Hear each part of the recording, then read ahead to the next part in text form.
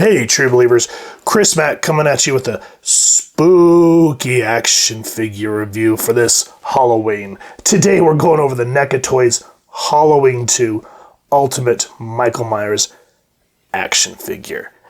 And I'm excited to have it. If you guys do want to pick this up at the time of this recording, it is available on Big Bad Toy Store and Dorkside Toys. However, as I first and foremost always say, please, first and foremost, support your local comic shop. Now you see here, I love the way that they did the skull here for 2. It just looked so freaking awesome. And then come around to the top, got the Halloween 2 there. And then again, like NECA, they're like, we're not going to worry about this plastic crap. I love that you can open it up, get a cool look of Mike there, and then all the different heads and accessories that we'll be jumping to here in a minute. On the side, same stuff that we just saw. On the back, very cool product shots there. There's a close-up on there for the read-up also. Make sure to get a close-up so you can read it at your convenience. Come back around. This side, same Halloween look there. Nothing on the bottom. So with that said, let's get this ultimate figure out and take a closer look at him. And here's Michael out of the packaging, and as you can see, once you get him posed with his accessories and moving him around, he encompasses and captures that essence of how horrific and gory that movie was. I'm excited for this figure, so let's get him off the stand because there's a lot to talk about. Now, before we dive into the figure itself, let's talk a little bit about the movie itself. So Halloween 2 was released in 1981, and it takes place directly after the horrific events of the first film, with Michael tracking down Laurie to the hospital that she was taken to after their first encounter. And there wasn't supposed to be a sequel.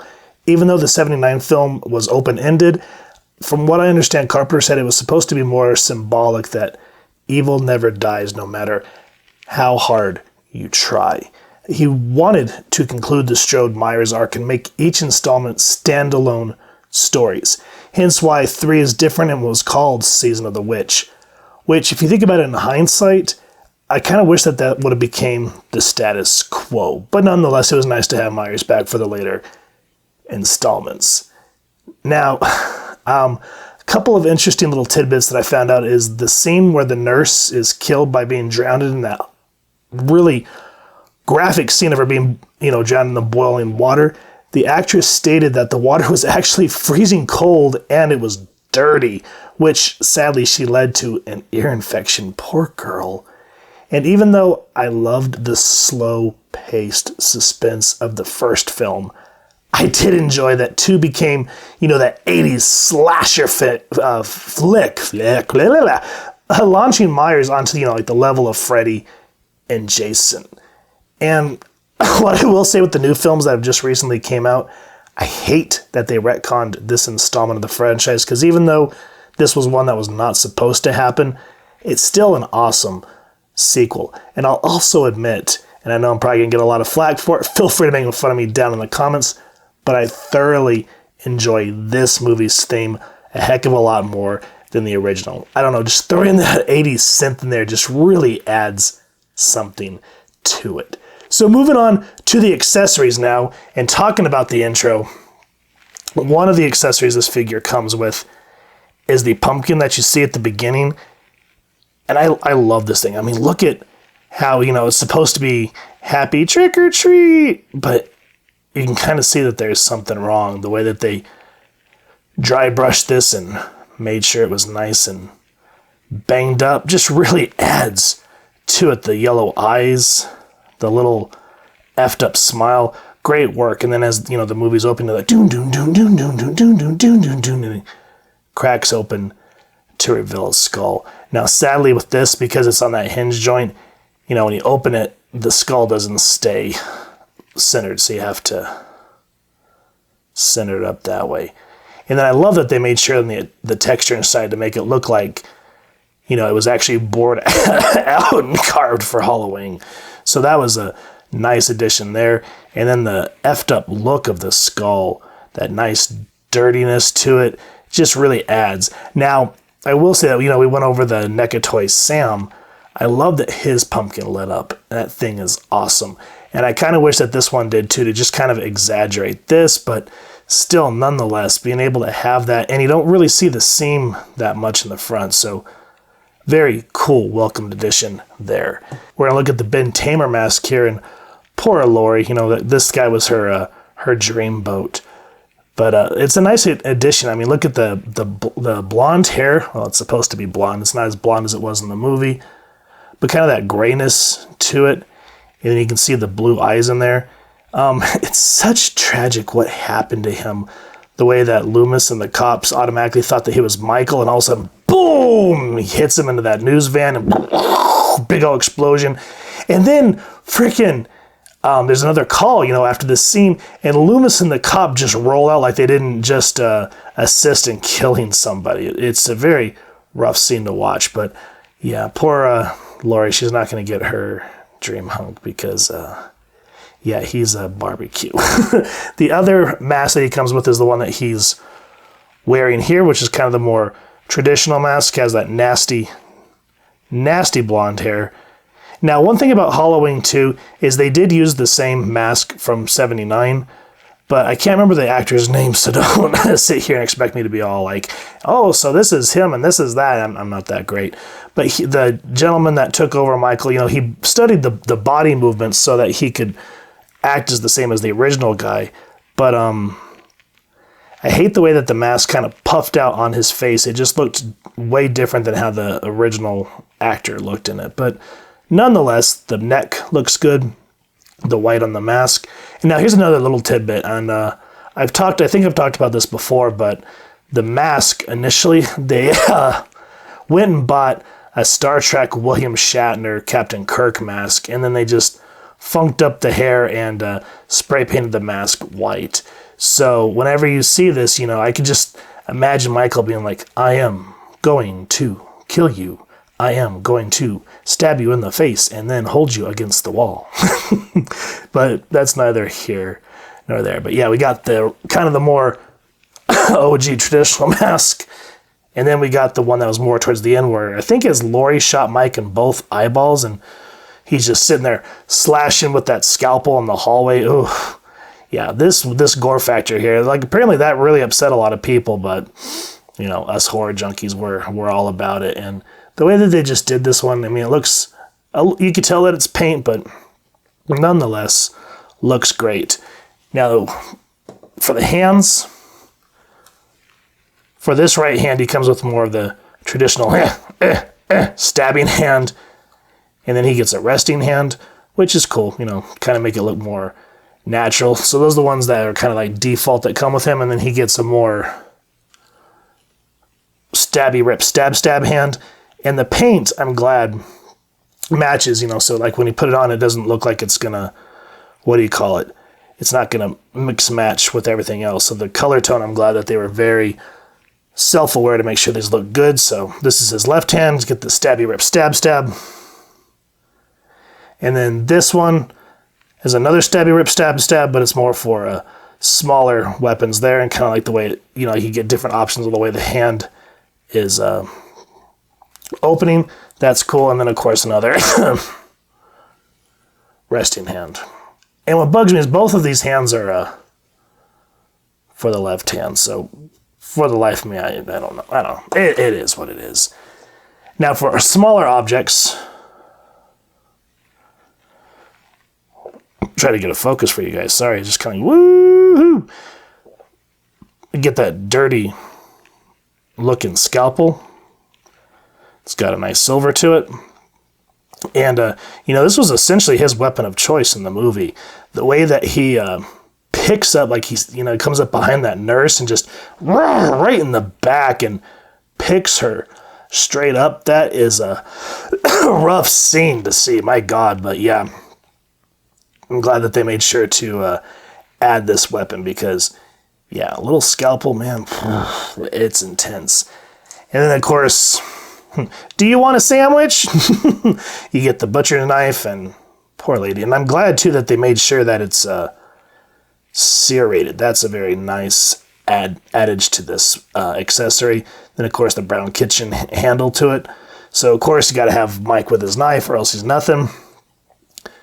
This is cool. You get the syringe, and I'm glad that they actually put the little milliliters or whatever it is in there.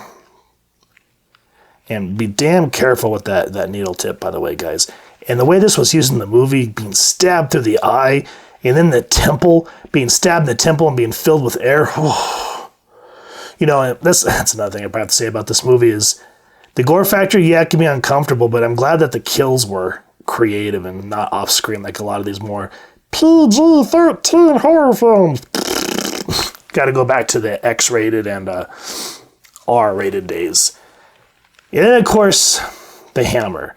And Mike, with his hammer, he was a fan of using the claws, the way he gets the one guy and wham, just right in the back of the head. Oh, my God. So hard to watch, but you can't help it. You're just like, oh, my God, I got to see more what happens here. I do kind of wish that the handle was a little bit more dirty. Same with the hammerhead, but it is what it is. I'm glad the way that this shimmers, so it looks more like metal instead of plastic. So yeah, very good stuff there. And that's all the accessories that Mr. Myers comes with. And as for the figure himself in terms of paint apps, I'm glad that they put the bullet holes there, you know, where Loomis is like, I shot him 6 times, damn it. So at least you kind of get that nice addition. The jumpsuit looks great, the way the blues just work all the way through the figure. Let's back up a little bit. Oop, I'm hitting the wrong button. Sorry, guys, I have a new camera, so you're going to have to bear with me as I get used to the way I work with this thing. But as you can see, the blues match the jumpsuit all the way through, and we just talked about the mask. So it looks good there. Looks natural on the body. The shoes, you know, look like shoes. They got that mechanic look to them. Looks great. And as I just said, I'm glad that the skin tones on all the accessories and the head accessories look good. So you're not going to worry about any of the paint looking different. And I love that they just have that dried dark blood instead of like bright red on some figures. We're like, man, that looks so unnatural. I'm glad that we have this edition. Now for the articulation, I'm very happy with what they gave us. So again, before I do this, I always stress this when you're working with your figures right out of the packaging, always first warm them up. Whether putting them in hot water, using a air blower. Don't put your figure in the air dryer. You don't want to have a snack. Hair dryer, there's the word. I'd eventually get there and put them together.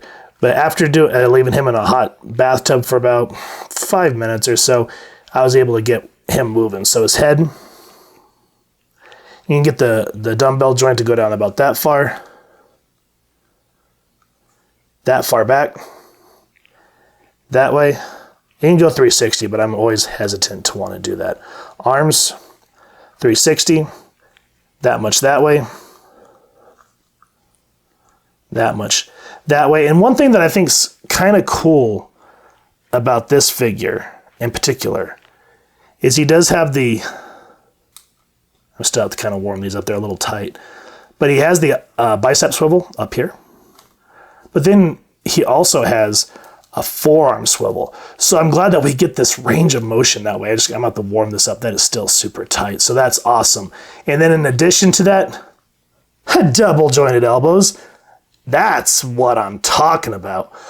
And I'm glad that the pins are hidden under his jumpsuit. So that's super awesome as well. So you're not gonna get those ugly ass pins like we have with a lot of the Hasbro figures. The hand articulation, bloop. You can go up and down, side to side, 360, because it's basically on a peg, as you can see there. And then the hands you'll have to work with a little bit to get the other accessories in there because they're a little tight. So work with it, bore it out, and you'll be good to go. Now, one thing that I'm going to say, and this is what kind of irks me, is even though I'm thankful all the articulation pieces and pins are hidden under the jumpsuit, it does make it hard to do anything with the torso. So See how he starts to bulge out, kind of starts to get like the beer belly or diaper look there. I hate that, but you can get him to look down about that much. Everything kind of starts to bunch up that way. And about that far back. Trying to do the waist is the bitch, because look what happens here. You start to kind of get this look, and I hate that, but I would rather have articulation than them seal that off and not be able to do jack squat with it. So, you know, as I say, every figure is not perfect, so you have to kind of take the win with the loss. And for this, I'll take the W for the articulation. Speaking of which, decent upper thigh swivel there. Leg can go up that much. Hey, Hasbro, pay attention. McFarlane is soft butt flap, so you can get 90 degrees back. NECA. Stop it with the single jointed knees. Stop it. You guys are doing so great on the upper bodies. Come on. So damn frustrating to have a single jointed knee. Foot go down, foot go up. Foot go beep, beep, beep, beep, beep, beep. Oh, I hate that song. My heart goes beep, beep, beep. Anyway, we're not going to do that. So in terms of paint apps, articulation, there's a lot to offer with this figure other than the single jointed knee. Well, but overall, I'm content. I'm glad that we have that range, and he looks horrific, like he just came off the movie set. Now, to compare Michael to some of the other NECA figures that we've already gone over, here's the Friday the 13th Part 3D Ultimate Jason Voorhees. Here is the NECA Scream. It says Ghostface, but it's Scream Ultimate Ghostface. And then here's the Ultimate Trick or Treat Sam, and then the Ultimate Nightmare on Elm Street Part 3 Dream Warriors Freddy Krueger. And you get him here, and it looks like they've literally jumped out of the celluloid and are ready to do unmentionable things to your person. Now, real quick, the one thing I do want to talk about before we kind of talk about the figures here is here's the pumpkin that Michael comes with, and here's the pumpkin that Sam comes with. Now, as I said, I love that this one opens, but this one I loved, as I said, because it lights up. You can't really tell under the lighting, but yeah, I'm glad that my light up still works after a year of owning this thing. So that's what I was saying, is I wish that they would have done something like Sam's with this one. But to have both of these options, I'm 100% content with. Now, as for sizes, Jason, see, I got him here, so I'm getting all confused. Mike sits somewhere about 7.5 inches. Jason's about 7-ish. Ghostface, I think, was about 6.5, and Freddy, I think, is around 6 inches, about 6.5 with his hat. And Sam, little tiny Sam, sitting down here at 4.5 inches. So if you guys are going to do a display on your shelf, all these figures are going to look great, especially if you light them correctly, or if you're like me and you're going to get them in front of the camera and do some action figure photography. Everyone that I photographed thus far are super photogenic. I'm glad that NECA pays attention to the details on these Ultimate figures, and that's why usually when I see that it's an Ultimate Edition, I grab it, especially for all the spare accessories and whatnot. It's definitely worth it. Let me know what you guys think of all these figures down in the comments. I really enjoyed this figure, and I love putting the Merc with the mouth up against the shape, because it's like putting a immovable object against an unstoppable force. But once you've warmed this figure up and you've moved him around, minus the few things of how his the leather, or the soft plastic bunches up, and at least I'd take that just so that we can get the articulation. I do wish that NECA would get away from the single jointed knees. That's probably the one thing that kind of drives me batty. But overall, this Halloween 2 Ultimate Michael Myers is absolutely phenomenal. And if you're a horror fan, definitely one that you want in your collection. So if you like what you've seen, please first and foremost support your local comic shop. And if not, you can check out the places that we mentioned at the beginning of this review. Speaking of, if you have enjoyed this review, we really would appreciate if you take a moment to like, share, and subscribe. Helps the club channel more than you could possibly know.